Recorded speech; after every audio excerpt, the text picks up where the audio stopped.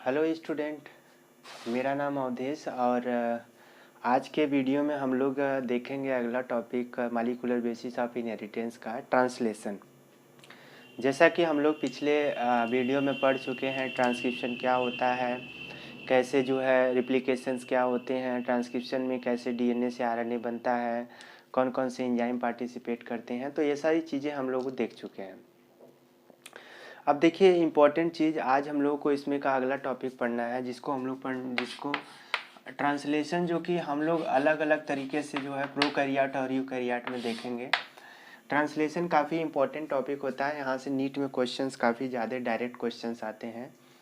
देखिए जब ट्रांसलेशन की बात करते हैं तो पहली चीज़ कुछ बेसिक चीज़ें जानना बड़ा ज़रूरी होता है।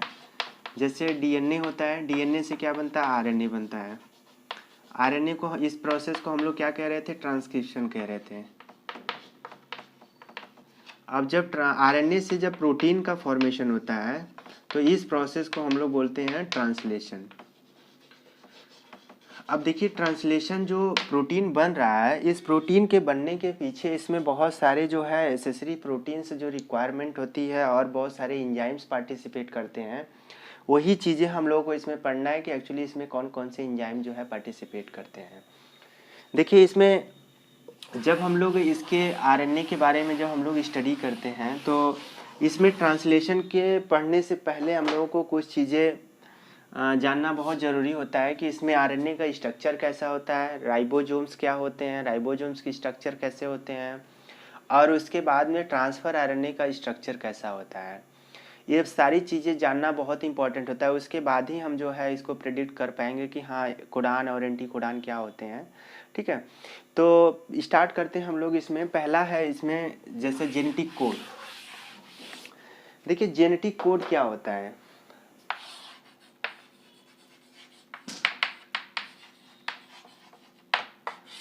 देखिए जेनेटिक कोड क्या होता है। जेनेटिक कोड का मतलब ये हो गया कि जैसे जेनेटिक कोड को अगर हम लोग डिफाइन करें तो इसमें ये हो जाएगा कि जो न्यूक्लियोटाइड होते हैं, जो अमाइनो एसिड्स की सिंथेसिस होती है, अमाइनो एसिड्स की सिंथेसिस जो होता है, इसका रिलेशनशिप जो होता है वो डीएनए के प्रेजेंट न्यूक्लियोटाइड में होता है। इसका मतलब समझिए, देखिए जैसे क्या है, डीएनए के न्यूक्लियोटाइड का सीक्वेंस के न्यूक्लियोटाइड का रिलेशनशिप जो होता है वो डीएनए से आरएनए बना, आरएनए से प्रोटीन बना। अब देखिए मेरा कहने का क्या मतलब है, प्रोटीन का जो फॉर्मेशन होता है इसका रिलेशनशिप डीएनए के न्यूक्लियोटाइड से होता है। कैसे, जैसे मान लीजिए इसमें जो भी कोई न्यूक्लियोटाइड होगा, जैसे इसमें कोई भी कोडान अगर हम लोग न्यूक्लियोटाइड ले ले, ए टी जी सी, इस तरह से ले लें, और उसके बाद में ए टी सी जी इस तरह से ले लें, तो इसका हम लोग क्या बताते हैं कि एमआरएनए बनता है। एमआरएनए जो बनता है, एमआरएनए का जो न्यूक्लियोटाइड होगा, उस न्यूक्लियोटाइड डिपेंड करेगा कौन से अमीनो एसिड्स, जिसको एमआरएनए पे जो न्यूक्लियोटाइड होगा उसको हम लोग कोडान बोलते हैं। तो वो कोडान स्पेसिफाई करते हैं कौन से अमीनो एसिड्स का इनकॉर्पोरेशन होगा पॉलीपेप्टाइड चेन में। ठीक है, तो जेनेटिक कोड में बेसिकली यही चीज़ें होती है कि जो इन्फॉर्मेशन होती है डीएनए के अंदर, उस इन्फॉर्मेशन को प्रोटीन के फॉर्म में एक्सप्रेस करना ही होता है जेनेटिक कोड, या ट्रांसलेशन ही होता है ये। देखिए इसमें कुछ साइंटिस्ट थे जिन्होंने अपना अलग अलग जो है पॉइंट ऑफ व्यू जो है दिया था। उसमें उन्होंने ये बताया था कि जैसे पहले साइंटिस्ट थे हरगोविंद खुराना थे। हरगोविंद खुराना जो साइंटिस्ट थे, इन्होंने बताया था कि जो न्यूक्लियोटाइड की सिंथेसिस, जो अमाइनो एसिड्स की सिंथेसिस होती है, उस अमाइनो एसिड्स की सिंथेसिस के लिए उन्होंने अपना जो व्यू दिया था, उसमें इन्होंने ये नहीं बताया था कि जो अमाइनो एसिड्स पर्टिकुलर बनते हैं कैसे बनते हैं। मतलब जैसे ट्रिपलेट अमाइनो एसिड्स का, ट्रिपलेट न्यूक्लियोटाइड का सीक्वेंस होता है, वो पर्टिकुलर एक अमाइनो एसिड को कोड करते हैं।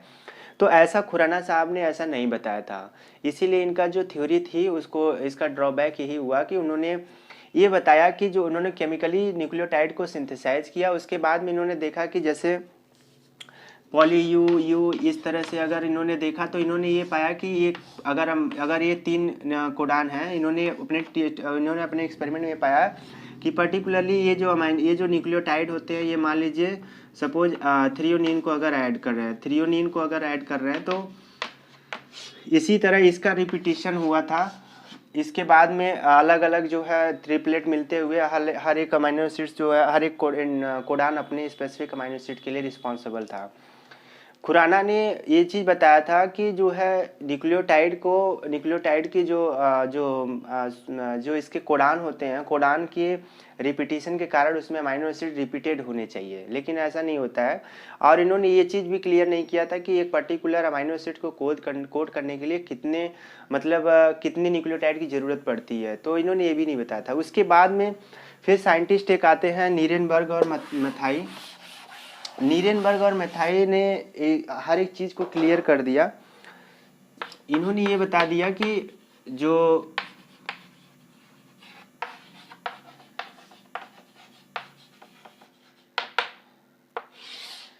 देखिए इनका जो एक्सपेरिमेंट था उसमें इन्होंने सेवेरो ओकोआ या फिर इसको बोलते हैं पॉलीन्यूक्लियोटाइड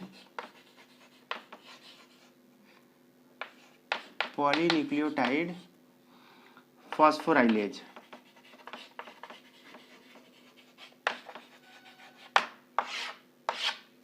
देखिए इसका ये कॉमन नेम था इसका। इसमें इन्होंने ये बताया था कि नीरेनबर्ग और मैथाई ने इस एक्सपेरिमेंट में, अपने एक्सपेरिमेंट में क्या किया कि ये पहली चीज़ की जो पॉलीन्यूक्लियोटाइड फॉस्फोराइलेज एंजाइम है, ये एंजाइम टेम्पलेट इंडिपेंडेंट होता है। इसमें नीरेनबर्ग ने साइंटिस्ट ने ये बताया कि जो न्यूक्लियोटाइड की सिंथेसिस होती है, उन्होंने केमिकली न्यूक्लियोटाइड की सिंथेसिस कराया, मतलब केमिकली एमआरएनए के सिंथेसिस कराया। उसके बाद में इन्होंने अलग अलग टेस्ट ट्यूब में 20 अमाइनो एसिड्स को सिंथेसाइज करना था, तो 20 अमाइनो एसिड 20 टेस्ट ट्यूब लेते हैं।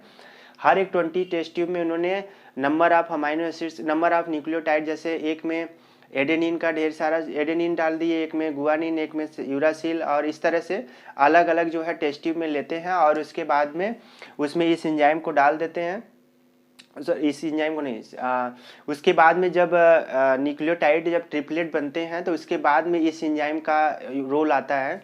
ये एंजाइम का काम क्या होता है कि पहली चीज़ 5 प्राइम पे फॉस्फोराइलेशन होता है।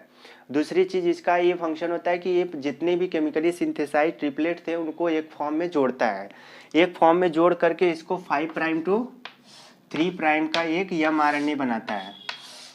और उसके बाद में उन्होंने राइबोसोम को ले करके और फिर उसके अंदर ट्रांसफर आरएनए को ले करके अमाइनो एसिड से टैग करके उन्होंने radio active tag amino acids करके एक्सपेरिमेंट में अपने देखा, तो उन्होंने पाया कि हर एक अमाइनो एसिड्स के सिंथेसिस के लिए एक ट्रिपलेट की ज़रूरत होती है। इस बेसिस पे उन्होंने ये बताया कि जो 64 कोडान होते हैं, इसको कोड करने के लिए 32 नंबर ऑफ ट्रांसफर आरएनए की ज़रूरत होती है, जिसमें से इन्होंने ये भी बताया कि जैसे जो 64 अमाइनो कोडान होते हैं, इसमें से एक 3 कोडान जो होते हैं इनका काम होता है, ये स्टॉप कोडान होते हैं, इनका कोई भी काम ट्रांसफर आरएनए के सिंथेसिस या प्रोटीन सिंथेसिस में नहीं होता है। ठीक है, वो 3 स्टॉप कोडान कौन कौन से थे?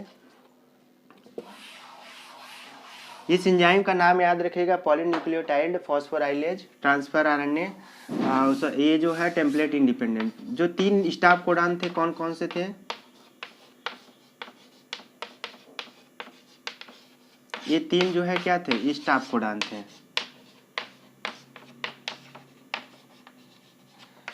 ये टर्मिनेशन में पार्टिसिपेट करते हैं, इसको हम लोग आगे देखेंगे इनका क्या इंपॉर्टेंस है। ठीक है, तो ये बेसिक रहा इसका जो है कौन कौन से साइंटिस्ट थे, क्या क्या जो है इन्होंने बताए थे। अब देखिए इसमें कुछ इसके जेनेटिक कोड के साइलेंट फीचर हैं, जो साइलेंट फीचर बुक में दिया है। देखिए इसमें क्या क्या चीज़ें हम लोगों को देखनी है।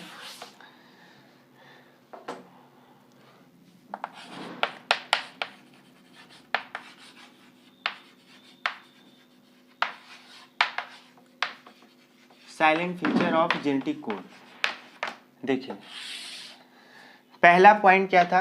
पहले पॉइंट में इन्होंने ये बताया कि जो अमाइनो एसिड होते हैं 64 number of codon code for 20 amino acids. ठीक, दूसरा चीज इन्होंने बताया कि एक codon 1 codon specify for 1 amino acids, इसके लिए इन्होंने अनएम्बिगुअस टर्म यूज किया। अनएम्बिगुअस का मतलब क्या हुआ, किसी एक अमाइनो एसिड, जैसे इन 2 अमाइनो एसिड ट्रिप्टोफैन हो गया और मेथियोनिन, इसके लिए केवल एक ही कोडान होते हैं, ठीक है। इसके AUG होता है, ये केवल रिस्पॉन्सिबल होते हैं किसी एक अमाइनो एसिड्स को कोड करने के लिए, ठीक। देखिए तीसरा पॉइंट क्या था इसमें, जो तीसरा पॉइंट इनका ये था, डीजनरेट टर्म क्या था इसमें, इसका मतलब ये था किसी एक अमाइनो एसिड को अलग अलग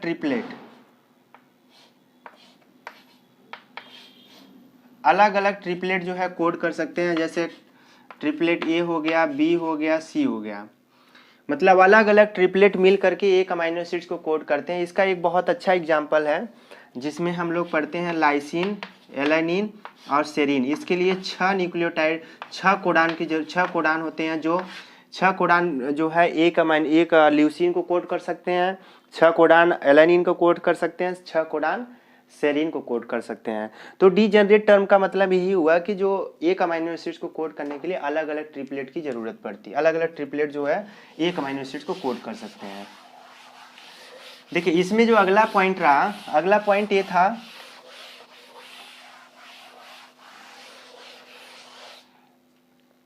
हर एक अमाइनो एसिड्स को कोड करने के लिए, चौथा इसका जो पॉइंट रहा, हर एक अमाइनो एसिड्स के लिए each amino acid synthesize by each transfer RNA, मतलब हर एक अमाइनो एसिड्स को सिंथेसाइज करने के लिए एक ट्रांसफर RNA की जरूरत होती है। इसके कुछ इसके जो है पॉइंट थे। अब देखिए इसमें कुछ जो फंक्शन था इसमें, जैसे एक जिसमें 5वां पॉइंट था इसका यूनिवर्सल का क्या मतलब था। यूनिवर्सल इस पॉइंट में ये बताया गया कि कुछ अमाइनो एसिड्स ऐसे होते हैं जो कि जो किसी एक पर्टिकुलर कोडान से कोड होते हैं। मतलब जैसे अगर इसको इस तरह समझिए, जैसे कुछ अमाइनो एसिड्स जो होते हैं जो कोड होते हैं, ये पर्टिकुलर एक न्यूक्लियोटाइड से कोड होते हैं, लेकिन पर्टिकुलर एक अमाइनो एसिड कोड करते हैं।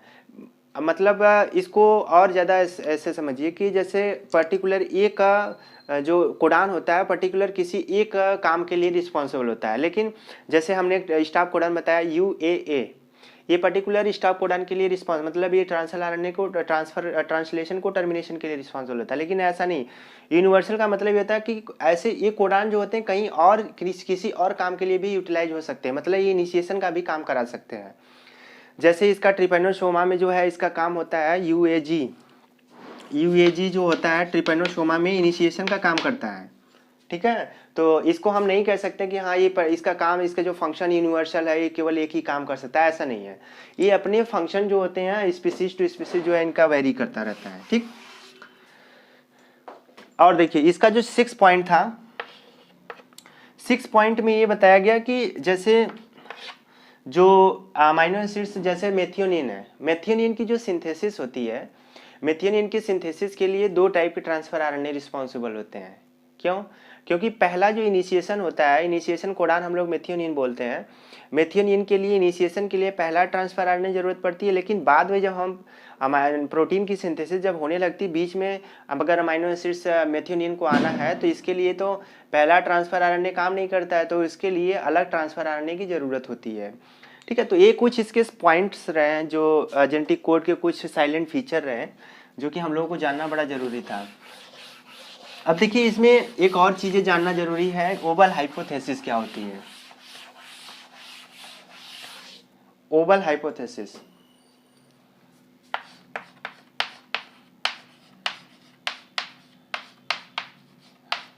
ओवल हाइपोथेसिस देखिए ओवल हाइपोथेसिस में इसमें जो ट्रांसफर RNA और कोडान या mRNA के बीच में जो रिलेशन है वो रिलेशन कैसा होगा तो अच्छे सही अमाइनो एसिड्स का इनकॉर्पोरेशन होगा, इस चीज़ के बारे में बताया गया। इंटरेक्शन कैसे होगा, जैसे देखिए सपोज एक एंटीकोडान और एक कोडान। देखिए एंटीकोडान जो होता है, ये एंटीकोडान किस पे ट्रांसफर आरएनए पे होता है, यहाँ पे 3 प्राइम हो गया, यहाँ पे 5 प्राइम कोडान का हो गया, और यहाँ पे हम जैसे मान लीजिए कुछ अमाइनो एसिड जैसे UAI हो गया, फिर इसके बाद में AUC हो गया, फिर इसके बाद में ACT हो गया, टी नहीं रहेगा, ACG हो गया। ठीक, ये हो गया यहाँ पे क्या 5 प्राइम। अब देखिए ये है, ये एंटी कोडान है, ट्रांसफर आरएनए इस ऐसे कोडान को लेके आता है। जो आई होता है, आई जो है AUC तीनों से बाइंडिंग कर सकता है। जैसे यहाँ पे अगर हम लोग इसकी मैचिंग कराएंगे तो हम लोग क्या करेंगे, इसमें हम लोग देखेंगे तो A और इसके बाद में U, और उसके बाद आई जो होता है ए से भी बाइंड कर सकता है, यू से भी बाइंड कर सकता है, सी से भी बाइंड कर सकता है। और इसके बाद में देखिए ये क्या होगा, ये फर्स्ट पोजीशन होगा, ये सेकंड पोजीशन होगा, ये थर्ड। अभी इसको समझिए, अभी इसको देख लीजिए, फिर समझा रहा हूँ बहुत अच्छे से। उसके बाद में यहाँ पे क्या हो जाएगा,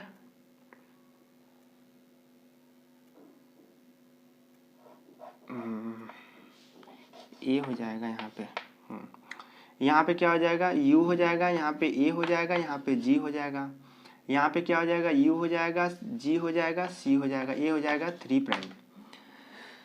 देखिए अब इसका कहने का मतलब क्या है, जो एंटी कोडान पे आई रीजन है, ठीक है, जो एंटी कोडान पे आई रीजन है, ये फर्स्ट रीजन, एंटी कोडान का फर्स्ट रीजन, कोडान का जो है थर्ड रीजन, एंटी कोडान का फर्स्ट रीजन, कोडान का जो है थर्ड रीजन, इनके बीच में जो बॉन्डिंग होती है, ये बॉन्डिंग डिपेंडेंट, ये बॉन्डिंग जो होती है कोई डिसाइड नहीं करती कि अमाइनो एसिड्स को कैसा अमाइनो एसिड्स वहाँ पे इनकॉर्पोरेशन होना चाहिए डी पॉलीपेप्टाइड चेन में। लेकिन जो फर्स्ट मतलब थर्ड और सेकेंड के बीच में, कोडान एंटी कोडान का थर्ड और सेकेंड और कोडान का फर्स्ट और सेकेंड के बीच में वाटसन क्रिक बेस पेयरिंग होनी चाहिए। ये जो कोडान का फर्स्ट और 2 रीजन होता है, यही डिसाइड करता है कि कौन से अमाइनो एसिड्स का यहाँ पे एडिशन होना चाहिए। सपोज अगर अमाइनो एसिड जो है यहाँ पे मेथियोनिन, अगर ये लेके आया अमाइनो एसिड्स मेथियोनिन, अगर इसके बीच में बॉन्डिंग मेथियोनिन, इसके बीच में बॉन्डिंग हुई तब मेथियोनिन का एडिशन होगा। अदरवाइज अगर इसके बीच में जो है अगर इसमें जो है दोनों के बीच में बॉन्डिंग सिमिलर नहीं है तो यहाँ पे जो है अमाइनो एसिड्स मेथियोनिन का इनकॉर्पोरेशन नहीं होगा। ठीक है। और तीसरी चीज इसमें ये दूसरी अगली बात इसमें ये है कि जो ये अमाइनो एसिड जो आई होता है, सॉरी आई एंटी कोडान में अगर प्रेजेंट है तो इसके बीच में ये किसी से भी बॉन्डिंग करे ये मैटर नहीं करता है। लेकिन इसका कोडान का पहला दूसरा बहुत ज़्यादा इंपॉर्टेंट होता है। पहले दूसरे की बॉन्डिंग एक्यूरेट होनी चाहिए, तब हम जाके इसको एक्यूरेट अमाइनो एसिड जो होता है वो पॉलीपेप्टाइड चेन में एडिशन हो पाता है। अगर हम सपोज यहाँ पे हम क्या करें, म्यूटेशन कर दें, जैसे अगर हम यहाँ पे म्यूटेशन कर दें, सपोज हम यहाँ पे म्यूटेशन कर देते हैं, तब भी हमें किसी प्रकार का इफेक्ट देखने को नहीं मिलता है प्रोटीन सिंथेसिस में। मतलब कि प्रोटीन सिंथेसिस नॉर्मल ही होगी। अगर सपोज हम क्या करते हैं, इस पोजीशन पे हम म्यूटेशन कर देते हैं, अगर इस पोजीशन में म्यूटेशन कर देते हैं तो प्रोटीन जो होता है एबनॉर्मल सिंथेसाइज होने लगता है और वो प्रोटीन नॉन फंक्शनल हो जाता है। ठीक है। तो इसीलिए ध्यान रखना है कि ओवल हाइपोथेसिस ये बताता है कि जो कोडान और एंटी कोडान के बीच का रिलेशन होता है, जो कोडान और एंटी कोडान के बीच का इंटरेक्शन होता है, वो इंटरेक्शन डिपेंड करता है कौन से अमाइनो एसिड्स को पॉलीपेप्टाइड चेन में एडिशन करना है। अगर इनके बीच में डिस्टर्बेंस हुआ या किसी प्रकार का न्यूक्लियोटाइड का अगर अल्टरेशन हुआ तो उसके बीच में अमाइनो एसिड्स जो होते हैं गलत इनकॉर्पोरेट होते हैं और वो प्रोटीन जो होती है म्यूटेशन क्रिएट होता है, जिसके कारण फंक्शन जो होता है एबनॉर्मल हो जाता है। ठीक है। देखिए और इसमें जो है और आगे जो पढ़ना हम लोगों को ट्रांसफर आरएनए का स्ट्रक्चर में बताऊंगा कैसा होता है कि, और उसके बाद राइबोसोम क्या होते हैं, राइबोसोम में कौन सी राइबोसोम को क्यों कैटालिटिक एंजाइम भी बोलते हैं। ठीक है। और उसके बाद में ट्रांसफ़र आरएनए का स्ट्रक्चर, उसके बाद में फिर ट्रांसलेशन की मैकेनिज्म है, वो हम लोग बारी बारी से उसको देख लेंगे। फिर इसके अंदर लाइकोपेरान, बस खत्म हो जाएगा ये चैप्टर। तो इसको जो है थोड़ा इसको पढ़िएगा। और इसमें एनसीईआरटी में ओवल हाइपोथेसिस के बारे में दिया नहीं है, लेकिन फिर भी जो है इसको थोड़ा सा गूगल वगैरह करके जो है थोड़ा सा इसको देख लीजिएगा। इस नीट के लिए जो है, नीट के लिए बड़ा अच्छा इंपॉर्टेंट है, यहाँ से क्वेश्चंस आ जाते हैं। और दूसरी चीज़ ये है कि जो इसमें जो मैंने पहले इंजाइम बताया, सेवरो-ओकोवा इंजाइम, इसको पॉलीन्यूक्लियोटाइड फॉस्फोराइलेज इंजाइम के बारे में जानिएगा। टेम्पलेट इंडिपेंडेंट होता है, ठीक। उसको नीरेनबर्ग और मेथाई ने जो है यूटिलाइज किया था उसका, और केमिकली सिंथेसाइज किया था mRNA की चेन को, ठीक है। तो इतना सारी चीज़ें आज रहा पूरा जेनेटिक कोड के बारे में, और ट्रांसलेशन का बेसिक व्यू क्या रहा, ठीक। Okay, thank you.